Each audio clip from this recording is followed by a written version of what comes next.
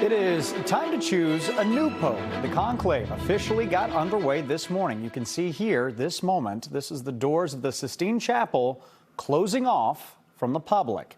133 cardinals from all over the world will stay isolated from the outside world until they select the next pope. And they've already held their first round of voting. You can see the black smoke billowing from the Sistine Chapel chimney. That means no pope was elected. When that smoke turns white, that's when we know that we will have a new pontiff. Now, the city of Boston, we actually have one of the largest Catholic communities across America, but there's no cardinal representing Boston inside the Sistine Chapel for us this week. NBC 10's Oscar Margain joins us live from the Boston Basilica with reaction from parishioners. Oscar?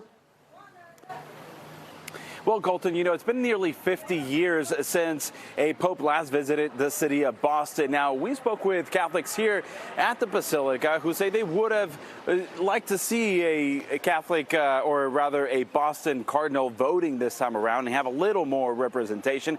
But worry not, says one theologist who says here that Boston still holds influence in the Vatican.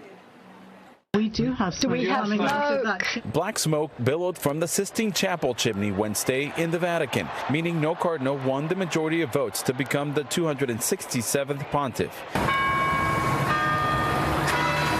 At the Boston Basilica, Catholics prayed for the 133 cardinals to have clarity and choose a right envoy to lead the church. I hope so. You know, the Holy Spirit guide the cardinals for them to select the best one. But not everyone is ready to move on. I'm not finished crying for the Pope already. I like him too much. I cry every day.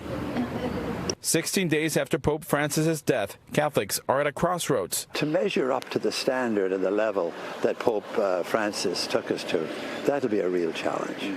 And decide on a new direction or stay the course. Hoping and praying that the new Pope be more like Pope Francis because of his revolutionary ideas. I think of a new path. I would like to see a very conservative pope. Boston doesn't have a voting member in this conclave. Cardinal Sean O'Malley is 80 years old and officially too old to vote. Are you maybe a little bit disappointed that we don't have a voting cardinal right now in Rome from our area? Yes, you should have. But it doesn't mean the former Boston Archbishop doesn't have sway. He's a very influential man, and I think he will have a significant influence on who is elected. It's one vote out of many, many. Father Philip Dabney says in the end, it really isn't up to people to choose the Pope.